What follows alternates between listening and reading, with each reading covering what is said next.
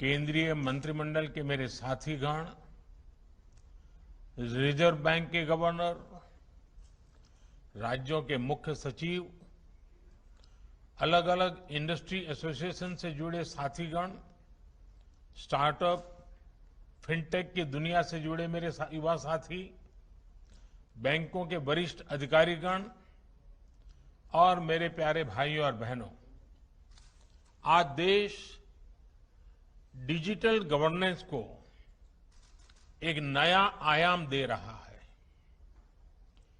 ई रूपी वाउचर देश में डिजिटल ट्रांजैक्शन को, डीबीटी को और प्रभावी बनाने में बहुत बड़ी भूमिका निभाने वाला है।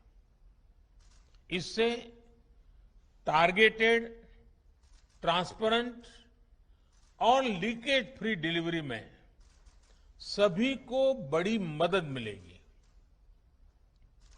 21वीं सदी का भारत आज कैसे आधुनिक टेक्नोलॉजी की मदद से आगे बढ़ रहा है, टेक्नोलॉजी को लोगों के जीवन में जोड़ रहा है, ई रूपी उसका भी एक प्रतीक है। और मुझे खुशी है कि ये शुरुआत उस समय हो रही है जब देश आजादी के 75 वर्ष पर अमृत महोत्सव मना रहा है। और ऐसे समय में देश ने फ्यूचरिस्टिक रिफॉर्म का एक और अहम कदम बढ़ाया है। साथियों, सरकार ही नहीं, अगर कोई सामान्य संस्था या संगठन किसी के इलाज में, किसी की पढ़ाई में या दूसरे काम के लिए कोई मदद करना चाहता है तो वो कैश के बजाय ई रूपी दे पाएगा।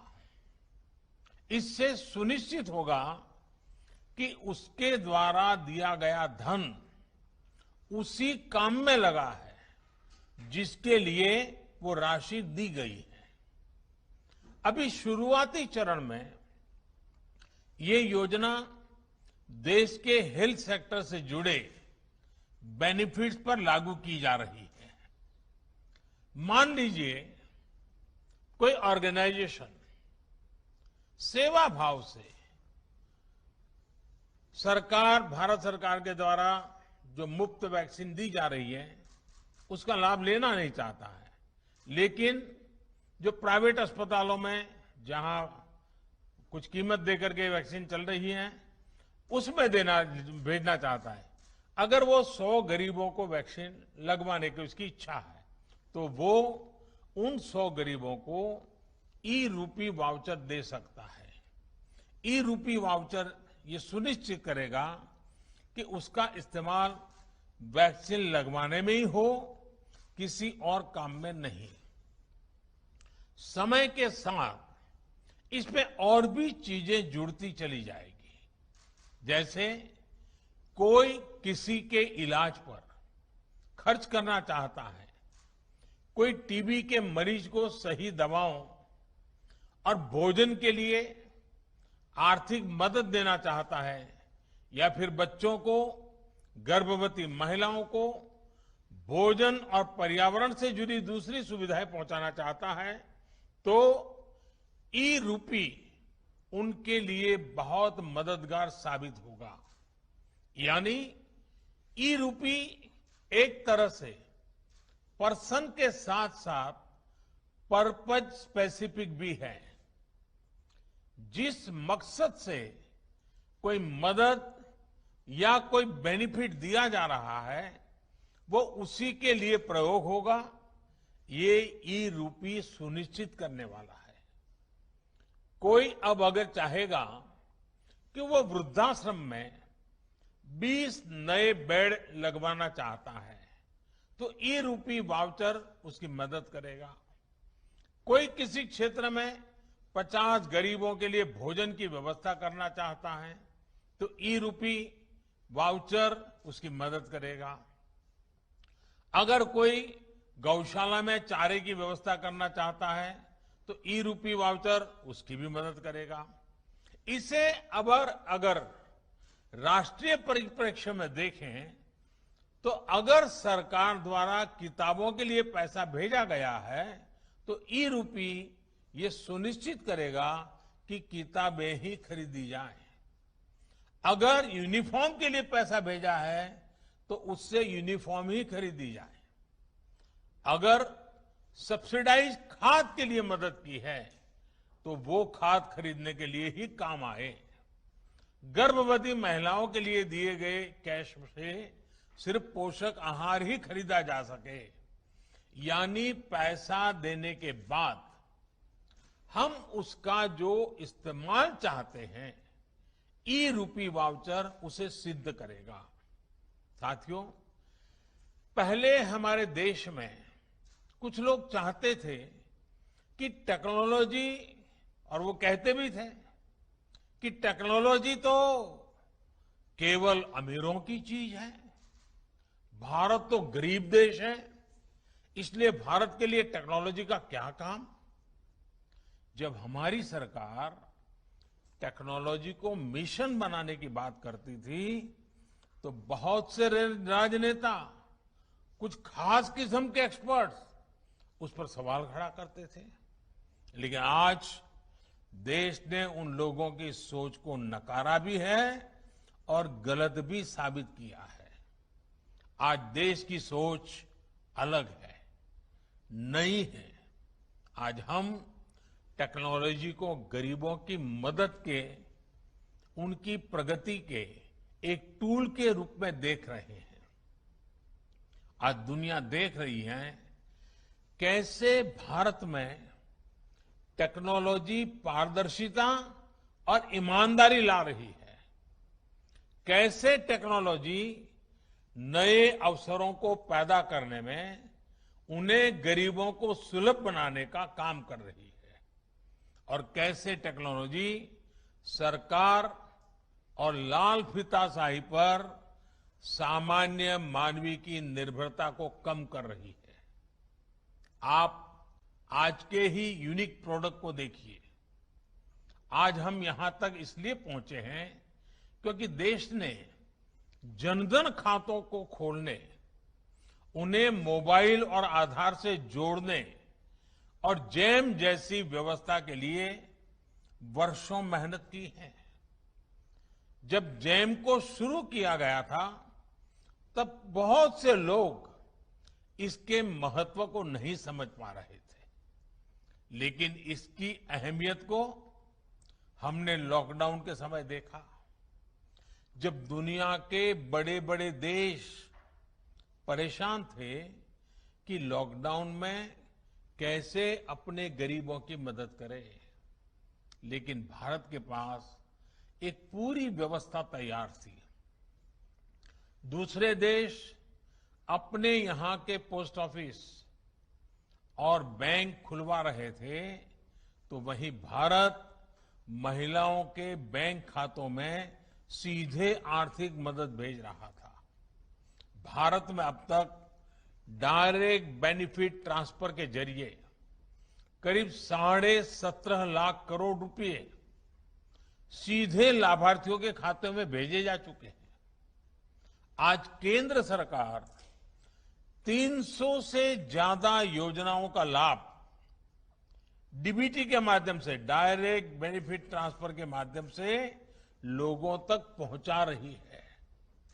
लगभग 90 करोड़ देशवासियों को इसके तहत किसी न किसी रूप में लाभ हो रहा है।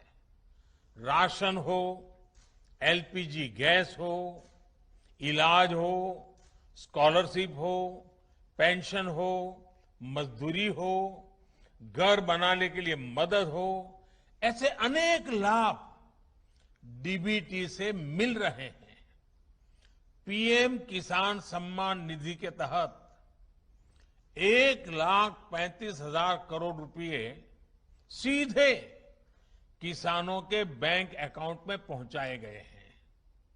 इस बार तो किसानों से जो गेहूं की सरकारी खरीद हुई है उसका लगभग 85,000 करोड़ रुपए सीधा किसानों के बैंक खाते में ही ट्रांसफर किया गया है।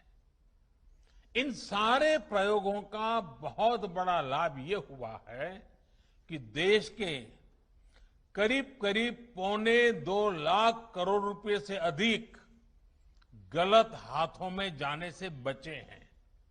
साथियों, भारत आज दुनिया को दिखा रहा है कि टेक्नोलॉजी को एडप्ट करने में, उससे जुड़ने में वो किसी से भी पीछे नहीं है। इनोवेशंस की बात हो, सर्विस डिलीवरी में टेक्नोलॉजी के इस्तेमाल हो, भारत दुनिया के बड़े देशों के साथ मिलकर ग्लोबल लीडरशिप देने की क्षमता रखता है। पिछले 7 सालों में भारत ने अपनी प्रगति को जो गति दी है उसमें टेक्नोलॉजी के सही इस्तेमाल की बड़ी भूमिका है। आप सोचिए, क्या 8-10 साल पहले किसी ने कल्पना की थी कि टोल बूथ पर करोड़ों गाड़ियां बिना किसी फिजिकल ट्रांजैक्शन के लेन देन से निकलेगी? आज के फास्टैग से ये संभव हुआ है।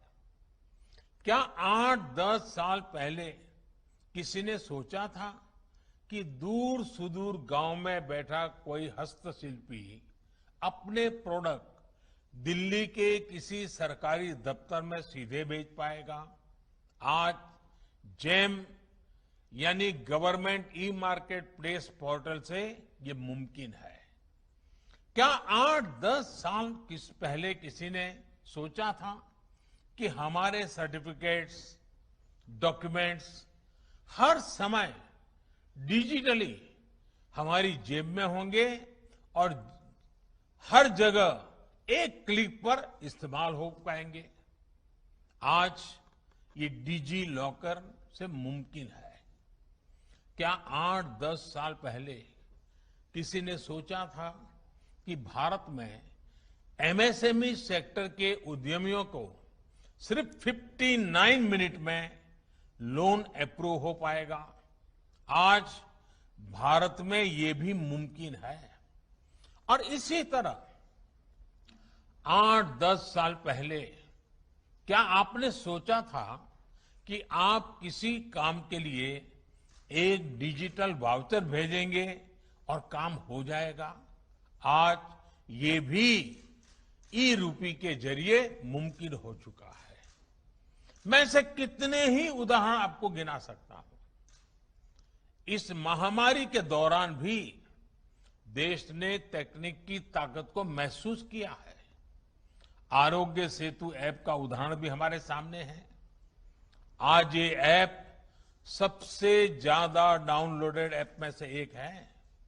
इसी तरह कोविन पोर्टल भी आज हमारे वैक्सीनेशन प्रोग्राम में, वैक्सीनेशन सेंटर के चयन में, रजिस्ट्रेशन में, वैक्सीन सर्टिफिकेट प्राप्त करने में देशवासियों की बड़ी मदद कर रहा है।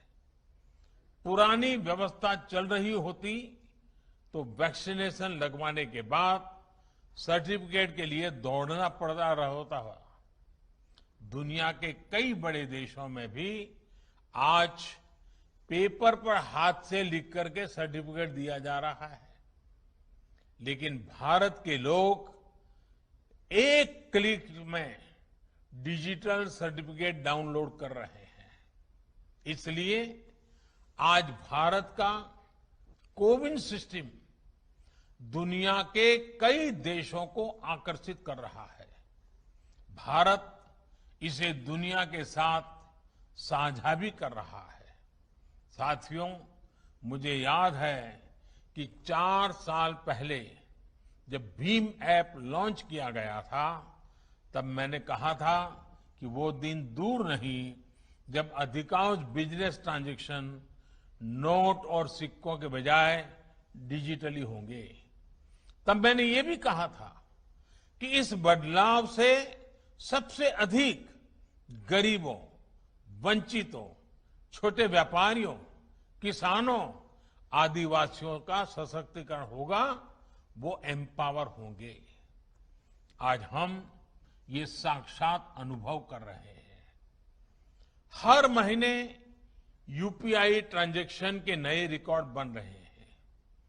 जुलाई महीने में 300 करोड़ से अधिक ट्रांजैक्शन यूपीआई से हुए हैं, जिसमें 6 लाख करोड़ रुपए का लेन देन हुआ है। आज चाय, जूस और फल सब्जी का ठेला लगाने वाले भी इसका उपयोग कर रहे हैं। वहीं भारत का रुपे कार्ड भी देश का गौरव बढ़ा रहा है। सिंगापुर, भूटान में भी इसे लॉन्च किया जा चुका है। आज देश में 66 करोड़ रुपए कार्ड हैं और देश में हजारों करोड़ रुपए का ट्रांजैक्शन रुपे कार्ड से भी हो रहा है। इस कार्ड ने गरीब को भी सशक्त किया है, उसे इस भावना से भरा है कि वो भी अपने पास डेबिट कार्ड रख सकता है, उसका इस्तेमाल कर सकता है। साथियों, टेक्नोलॉजी कैसे गरीबों को सशक्त करती है, इसका एक और उदाहरण है पीएम स्वनिधि योजना। हमारे देश में तो रेहड़ी पटरी वाले, ठेला चलाने वाले भाई बहन हैं, उनके फाइनेंशियल इंक्लूजन के बारे में पहले कभी नहीं सोचा गया था। अपना काम आगे बढ़ाने के लिए उन्हें बैंक से मदद मिलना असंभव था। जब डिजिटल ट्रांजैक्शन की कोई हिस्ट्री ही ना हो, कोई डॉक्यूमेंट ना हो, तो बैंक से लोन लेने के लिए हमारे रेहड़ी पटरी वाले साथी पहला कदम भी नहीं बढ़ा पाते थे। इसी को समझते हुए हमारी सरकार ने पीएम स्वनिधि योजना की शुरुआत की। आज देश के छोटे बड़े शहरों में 23 लाख से अधिक रेहड़ी पटरी और ठेले वालों को इस योजना के तहत मदद दी गई है। इसी कोरोना काल में करीब करीब 2300 करोड़ रुपए उन्हें दिए गए हैं। ये गरीब साथी अब डिजिटल ट्रांजैक्शन कर रहे हैं और अपना लोन चुका रहे हैं। यानी अब उनके लेन देन की एक डिजिटल हिस्ट्री बन रही है। पीएम स्वनिधि में ये व्यवस्था की गई है कि 10,000 रुपए का पहला लोन चुकाने पर 20,000 का दूसरा लोन और दूसरा लोन चुकाने पर 50,000 का तीसरा लोन रेहड़ी पटरी वाले साथियों को दिया जाएगा। आपको जानकर खुशी होगी कि आज सैकड़ों रेहड़ी पटरी और ठेले वाले भाई बहन अब तीसरा लोन प्राप्त करने की दिशा में आगे बढ़ रहे हैं। साथियों, देश में डिजिटल इंफ्रास्ट्रक्चर और डिजिटल ट्रांजैक्शन के लिए जो काम पिछले 6-7 वर्षों में हुआ है, उसका लोहा आज दुनिया भी मान रही है। विशेषकर भारत में फिनटेक का बहुत बड़ा आधार तैयार हुआ है। ऐसा आधार तो बड़े बड़े देशों में भी नहीं है। देशवासियों का पॉजिटिव माइंडसेट, फिनटेक सॉल्यूशन को एडॉप्ट करने की उनकी क्षमता भी असीम है। इसलिए ये आज भारत के युवाओं, भारत के स्टार्टअप इकोसिस्टम के लिए भी बेहतरीन मौका है। भारत के स्टार्टअप्स के लिए फिनटेक में अनेकों संभावनाएं हैं।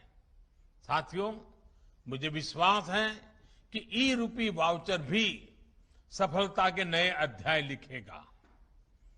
इसमें हमारे बैंकों और हमारे पेमेंट गेटवे का बहुत बड़ा रोल है।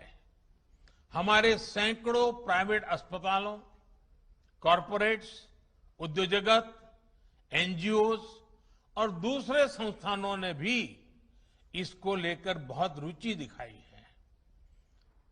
मेरा राज्य सरकारों से भी आग्रह है कि अपनी योजनाओं का सटीक और संपूर्ण लाभ सुनिश्चित करने के लिए ई-रूपी का अधिक से अधिक उपयोग करें। मुझे विश्वास है कि हम सभी की ऐसी ही सार्थक साझेदारी एक ईमानदार और पारदर्शी व्यवस्था के निर्माण को और गति देगी। एक बार फिर सभी देशवासियों को इस बड़े रिफॉर्म के लिए बहुत बहुत बधाई देता हूं, बहुत बहुत शुभकामनाएं। धन्यवाद।